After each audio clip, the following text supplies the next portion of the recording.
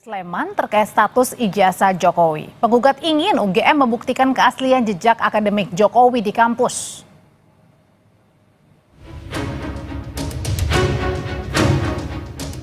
Polemik tudingan ijazah palsu milik Presiden ke-7 RI Joko Widodo turut menyeret Universitas Gadjah Mada. Seorang pria di Makassar, Sulawesi Selatan, menggugat 8 orang ke PN Sleman, mulai dari rektor, dekan, hingga dosen pembimbing akademik Jokowi. Komardin, sang penggugat, ingin UGM membuktikan keaslian jejak akademik Jokowi di kampus. Jadi mungkin arsip jasanya kah atau skripsinya kah? Jadi termasuk jasanya itu kita minta dibuktikan di pengadilan, skripsinya, kemudian daftar nama waktu si Penmaru, ada namanya KRS, kartu rencana studi. Ya kalau semua yang yang pendukung kalau bisa dihadirkan, dan ini nanti kita minta supaya diuji oleh satu tim, mungkin tim gabungan, supaya tidak curiga-mencurigai. Rencana kita ya kita mau hadirkan dari Amerika, Singapura, Australia kalau perlu, supaya ini bisa tidak lagi curiga-mencurigai. Menanggapi gugatan ini, UGM mengaku siap menghadapi gugatan dan telah menyiapkan langkah hukum, termasuk barang bukti yang akan dihadirkan. Ya, tentu sikap UGM adalah tentu mengkonfirmasi ya. Insya Allah nih kita dari UGM itu memiliki bukti-bukti yang otentik ya, terkait dengan status keberadaan Pak Jokowi di lingkungan kami, universitas kami gitu. Dan seperti yang sudah juga disampaikan oleh pimpinan yang berhak kemudian meminta adalah tentu orang pribadinya ataupun kemudian adalah dari kejaksaan penegakan hukum atau saya kira juga dalam konteks di pengadilan PN Sleman membenarkan gugatan terkait ijazah sarjana Fakultas Kehutanan yang dikeluarkan UGM. Sidang perdana gugatan terhadap UGM akan digelar pada 22 Mei. Insinyur Hak Komardin ya, SHMM sebagai penggugat ya. Beliau telah memasukkan gugatan yang berkaitan dengan adanya mantan Presiden Indonesia ya, RI. Dan ini menggugat kepada penerbit daripada ijazah tersebut. Jadi kalau besok hadir semuanya, insya Allah kita akan memediasi, mencari win-win solution. Apakah yang sebaiknya terhadap penanganan perkara tersebut. Sebelumnya Jokowi menemui Kasmujo, dosen pembimbing akademiknya semasa dulu berkuliah di Fakultas Kehutanan UGM. Jokowi mengaku pergi berkunjung setelah mendengar adanya gugatan terhadap dosennya ini. Saat ditemui di rumahnya di kawasan Pogung Kidul, Melati, Sleman, Rabu siang, Kasmujo mengaku tidak siap jika kelak harus berurusan dengan pengadilan. Tidak siap. Saya menghadapi macam-macam itu saya belum pernah sih tadi. Saya sudah kontak sama Dekan Fakultas Kehutanan, Pak Sigit. Segala sesuatunya terkait Pakas, apakah itu urusan ijazah, urusan perdata, atau urusan sebagai wakil untuk memberi penjelasan, semua dari fakultas sudah bilang, semua nanti suruh ke sini Pak, nanti kita jawab semua. Makanya saya juga, walaupun sudah senior, jikanya masih muda, saya harus ikut. Saat ini, UGM juga tengah digugat di PN Solo dan tengah dalam tahap mediasi. Selain di pengadilan, polemik ijazah palsu Jokowi juga bergulir di kepolisian. Jokowi melaporkan mantan Menpora Roy Suryo ke Polda Metro Jaya atas tuduhan pencemaran nama baik. Tim Liputan, Kompas TV. Lebih lengkap soal gugatan terhadap rektor hingga dosen UGM terkait ijazah Jokowi. Kita bahas malam hari ini bersama Komardin, penggugat rektor ke Pengadilan Negeri Sleman. Kemudian juga bergabung ada Guru Besar Fakultas Hukum Universitas Jenderal Sudirman, Hipnu Nugroho, dan sudah hadir juga Freddy Damanik, Wakil Ketua Umum Projo. Selamat malam Bapak-Bapak semua. Selamat malam. Selamat malam. Saya mau ke pihak penggugat dulu, Pak Komarudin atau Bang Komarudin. Bang Komarudin, Anda adalah seorang advokat. Anda juga dari Makassar, Sulawesi Selatan. Pertanyaannya sebenarnya kenapa ini menggugat UGM terkait dengan ijazah Jokowi? Begini, selamat malam semuanya. Saya melihat di media sosial, di televisi, ini terjadi kegaduhan antara pendukung dan bukan pendukung. Jadi kalau saya sih tidak berpihak kemana-mana, cuma saya melihat efeknya daripada kegaduhan ini terjadi penurunan nilai rupiah terhadap nilai dolar Amerika. Sampai ke situ, Pak Komarudin, yang Anda lihat? Ya. Efeknya sampai ke situ, ke penurunan dolar? Iya, saya melihat ke situ. Iya. Ini kan sudah terjadi kira-kira 2 tahun ini polemik ini. 2 tahun yang lalu itu nilai dolar itu masih 15.500. Sampai gugatan ini saya tulis itu sudah 16.700-an sekian. Nah, sementara kalau kita melihat utang Indonesia yang akan dibayar akhir tahun ini adalah saya baca itu 800,33 triliun. Oke, Pak Komarudin. Jadi intinya adalah Anda menggugat UGM ini karena sudah resah terkait dengan polemik ijazah Jokowi ini yang kemudian berdampak pada nilai tukar rupiah begitu yang Anda rasakan begitu? Betul sekali, karena ini dampaknya sangat luar biasa ini. Oke, ya. Pak Komarudin, lalu apa sih pokok gugatan terhadap UGM? Kan sekarang ini kan banyak ya dari pihak-pihak yang kemudian memperkarakan kasus tudingan ijazah Jokowi ini tidak hanya di Solo, ada di Jakarta juga, ada di Polres Jakarta Selatan bahkan. Ya, jadi gugatan kita itu karena adanya kegaduhan, makanya kita gugat UGM supaya dapat memperlihatkan dokumen-dokumen yang diminta oleh masyarakat. Karena ini kelihatannya ada keterus-terangan. Jadi saya berdasarkan Undang-Undang Nomor 14 tahun 2008 pasal 4 ayat 4. Ya, di mana saya melihat ada sekelompok masyarakat yang ke UGM tapi katanya tidak diperlihatkan dokumen-dokumen yang ada. Andai kata diperlihatkan kan selesai masalah. Jadi seakan-akan ada tidak dibuka secara terang benderang. Oke. Ya mestinya dibuka dibuka seterang lebih terang daripada cahaya supaya tidak ada lagi curiga mencurigai. Artinya di sini pihak UGM diminta untuk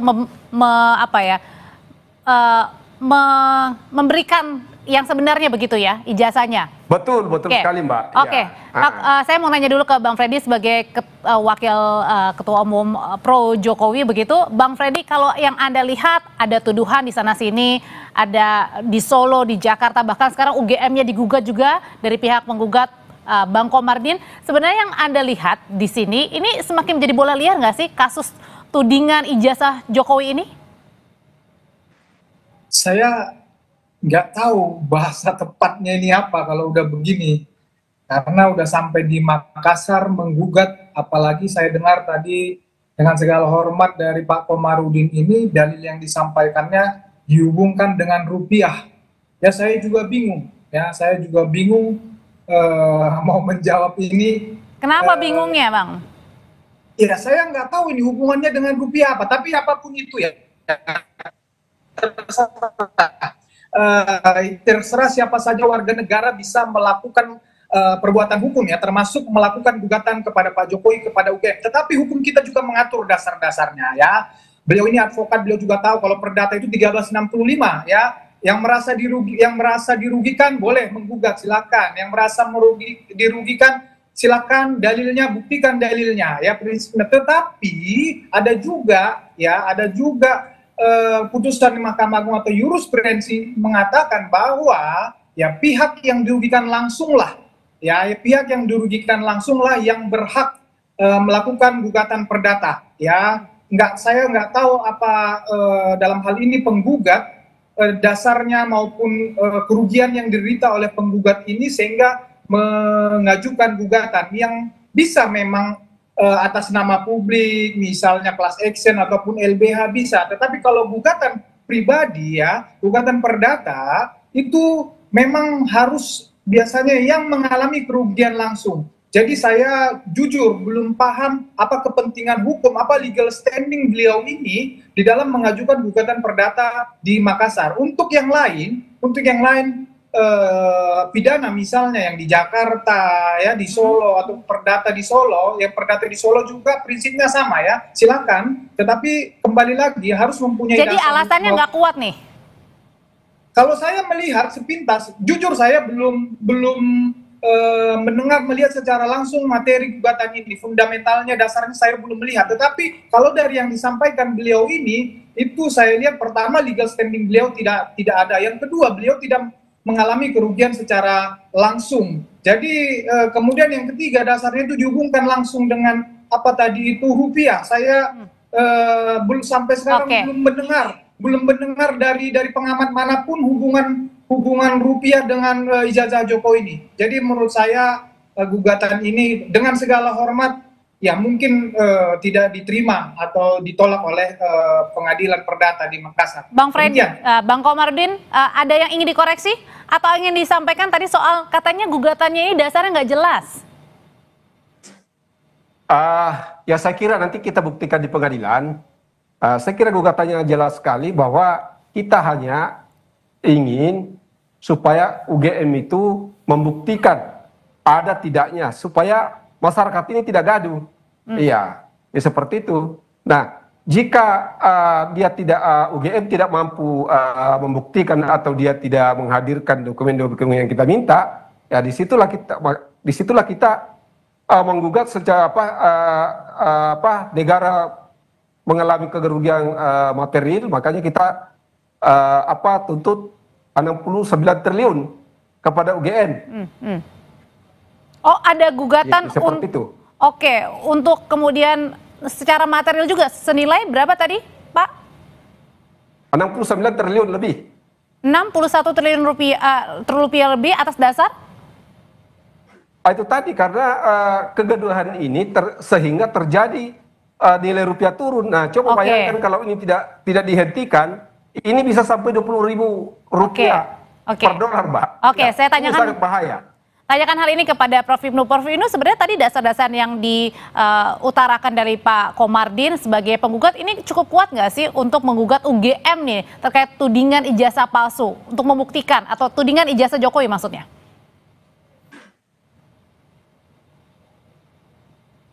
Masih di mute, Prof? Tindakan Pak Rama ini suatu kepedulian pada kondisi masyarakat sekarang ini. Kalau kita lihat suatu konteks hukum ya tadi seperti Mas Freddy tadi, karena kalau kita apa itu PMH, saya mungkin belum lihat gugatannya ya. PMH itu perbuatan melawan hukum. Apa itu perbuatan melawan hukum? Adalah tindakan yang merugikan, yang mewajibkan orang yang merugikan tadi untuk membayar sejumlah dari akibat yang diperbuat tadi. Nah, itu konteksnya. Jadi ada suatu perbuatan melawan hukum, ada kesalahan, ada kerugian, ada sebab akibat dari perbuatan yang dilakukan. Saya tidak tahu tentang Pak Rama tadi. Nah, ini nanti ranah pengadilan, apakah itu DNO, apakah legal standingnya, itu saya kira itu ranah pengadilan. Saya tidak mau ke sana, nanti hakim yang akan menilai nanti dari seperti Mas Freddy tadi. Tapi yang menarik di sini Mbak Freddy, Mbak Audi, karena perkara ini sebetulnya kalau kita lihat suatu konteks hukum, mungkin jalur perdata lebih bagus dulu. Entah siapapun yang mengajukan, terutama pihak yang dirugikan. Karena di sini akan melihat sebetulnya kalau kita lihat suatu dalam istilah hukum itu mungkin kita meminjam istilah prejudicial fishing. Dipastikan. Makanya kalau nanti di Solo bapak-bapak pejabat rektorat di UGM bisa menjelaskan tentang ijazahnya, bagaimana keluarnya ijazahnya, bagaimana rektor satu bisa menjelaskan, bagaimana biro akademik bisa menjelaskan. Termasuk juga dengan dosen pembimbing Pak Jokowi kala itu ya? Termasuk, ya. Sebetulnya bukan dosen akademik ya, bukan dosen pembimbing kan gitu loh. Bisa menjelaskan, lah itu akan terlihat nanti. Dilihat lagi juga diminta keaslian daripada ijazahnya, mungkin ini betul, seandainya seperti itu loh ya, berarti perkara tidak berlarut-larut. Ini kan yang dilakukan, sehingga dampak dari putusan perdata ini akan menjadikan dasar perkara pidana. Gitu Mbak. Ini yang menarik menurut saya. Jadi gugatan-gugatan itu cukup bagus, di Solo juga bagus, di Pak Ramai juga bagus, cuma teknis hukum kita bicara pada teknis, legal standing seperti apa lah. Kalau memang legal standingnya nanti tidak jelas, ya mungkin bisa diperbaiki Pak Ramai. Siapa yang bertanggung jawab, siapa yang dirugikan dari pihak ini. Nah ini kan menjadikan sesuatu menarik. Dengan demikian, ketika nanti mewajibkan rektor, WR1, kepala biro akademik, kabak akademik, termasuk semuanya bisa menjelaskan, oh ternyata clear.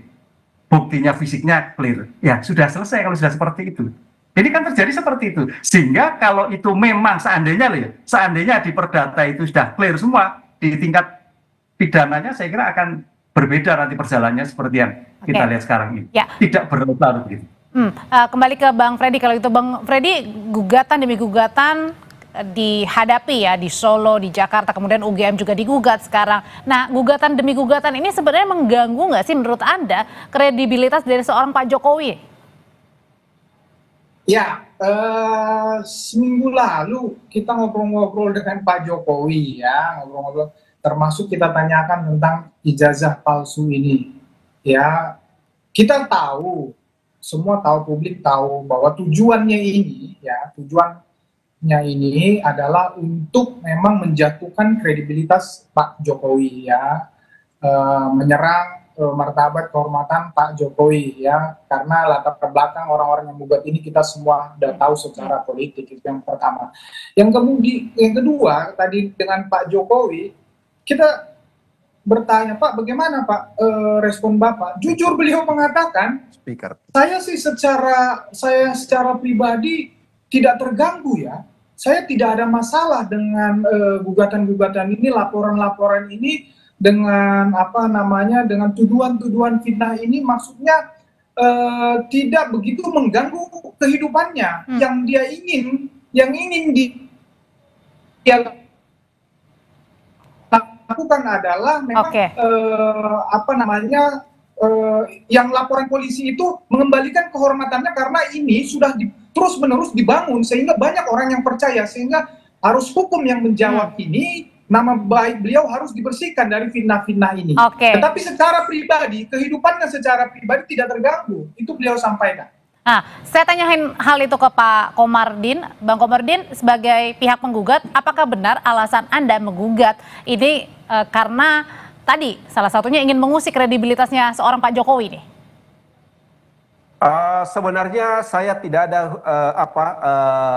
menyangkut masalah Jokowi, bukan Jokowi yang saya gugat, bukan.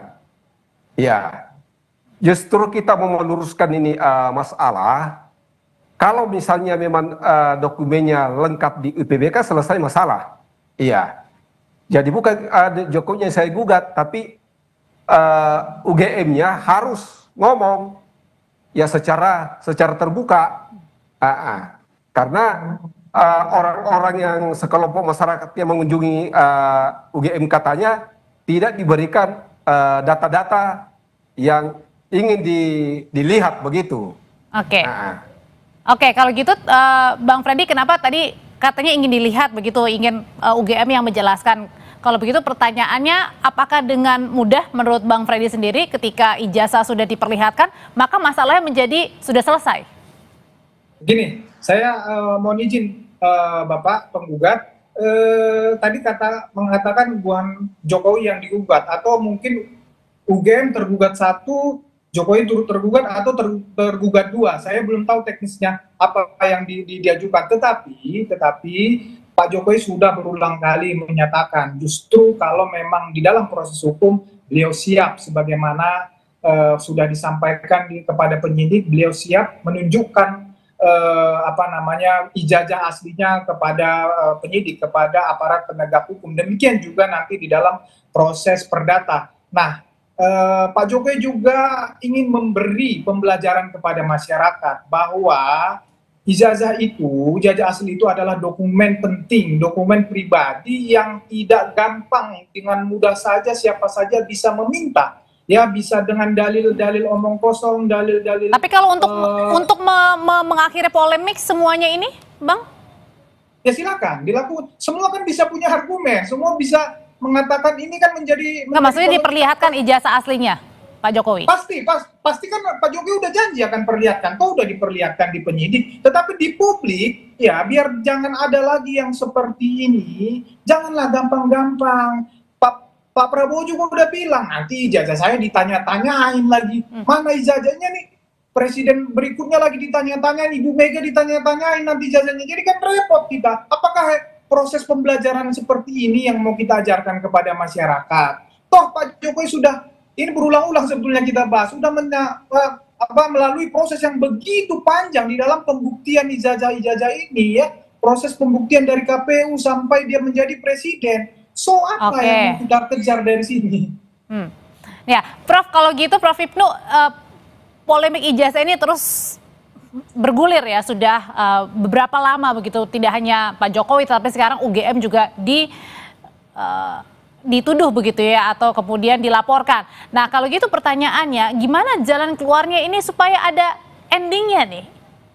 Ya, endingnya karena ini sudah seperti keinginan Pak Jokowi itu dibuktikan di persidangan, makanya dalam gugatan-gugatan perdata, apakah di Solo, apakah di Jogja, segeralah disampaikan di situ. Karena itu, termasuk di sini kalau seandainya nanti itu berjalan, Bapak-Bapak Rektorat UGM, saya kira Pak Dekan akan menjelaskan mekanismenya. Tanda tangannya kapan? Saya kira sudah dilihat. Pak Rektor tanda tangannya juga seperti apa? Yang mengeluarkan biro akademiknya juga seperti apa? Kasubag akademiknya saya akan jelaskan semua. Sehingga dalam konteks ini secara formal sudah selesai semua, kan gitu loh. Cuman pertanyaannya kan secara material dokumennya kan diperlihatkan lah. Itulah saya kira nanti diperlihatkan oleh pihak-pihak yang ada di pengadilan. Tadi Pak Presiden kata di pengadilan, baik pengadilan perdata maupun pidana, para pihak lihat, memang nggak boleh keluar. Para pihak lihat jelas lah ini. Oh ya sudah, kalau ini sudah semua mekanisme. Ini dokumennya diperlihatkan di masing-masing ini ya, di masing-masing gugatan begitu ya? Ya, di Solo, di Jakarta termasuk di persidangan. Di situ, Mbak. Oke. Iya, syarat formal teman-teman UGM sudah menjelaskan semua. Sekarang syarat materialnya, ini loh dokumennya. Oh ya, dulu saya sudah tanda tangan ini, nomornya ini jelas, clear. Oh ternyata tidak lah, itu masalah. Kan gitu loh. Disinilah saya kira memang harus saling support di dalam bukti ya. Bukti untuk mempercepat penyelesaian suatu perkara. Karena sebetulnya masalah gampang, tidak bertele-tele. Sehingga tidak saling gugat-gugat seperti ini. Wong ini kan suatu ijazah dikeluarkan oleh lembaga UGM lagi, saya kira sudah tertib bagaimana seperti apanya, bagaimana tentang pejabatnya ketika itu, tanda tangannya dan semuanya resmi seperti apa lah, kecuali memang dalam konteks hukum itu kan sesuatu dianggap benar kecuali dibuktikan sebaliknya. Lah sekarang bagaimana untuk membuktikan sebaliknya, itu harus betul-betul bahwa ini adalah benar atau ini tidak begitu. Oke, kalau tadi dari gugatannya Pak Bang Komardin adalah juga berupa material ya, tadi 61T ya kalau nggak salah ya Pak Bang Komardin ya? 69. 69, nah itu berdasar nggak tuh Prof? Ya agak sulit ya nanti ya, itu domain majelis, karena kalau kerugian itu memang hitungannya memang apalagi kalau kerugian perdata kan paling tidak bisa ada asas kepatutan, atas kepantasan. Lah kepatutan agak sulit. Saya kira itu domain pengadilan Mbak, nanti saya nggak bisa mencampur sampai ke sana itu. Ada tanggapan Bang Freddy terakhir soal gugatan tadi 69T ini oleh penggugat? Ya, kembali lagi ya, setiap warga negara bebas mengajukan gugatan ke pengadilan, tetapi ada dasar-dasarnya, ada legal standingnya, ada kerugian dialaminya, kemudian tuntutannya 69T itu juga harus dihubungkan dengan materi gugatan. Itu kan harus dibuktikan, kerugiannya itu 69T itu jalannya bagaimana, ceritanya bagaimana, apa hubungannya dengan penggugat dalam hal ini. Itu penggugat mengalami kerugian 69T, bagaimana ceritanya, kan begitu. Jadi memang mohon maaf dengan segala hormat, ya gugatan ini sangat tidak berdasar, dan kita harus memberi pembelajaran kepada publik tanpa saya kebetulan orang hukum, saya paham. Jadi saya paham kenapa saya bilang gugatan ini tidak berdasar. Mungkin Prof agak enggan dia, ya, tapi memang pada saatnya memang pengadilan akan memutuskan ini. Ya, demikian. Terima kasih. Oke, untuk mengakhiri polemik yang ada ya. Terima kasih kalau gitu Bang Freddy, Prof Hipnu, terima kasih juga Bang Komardin.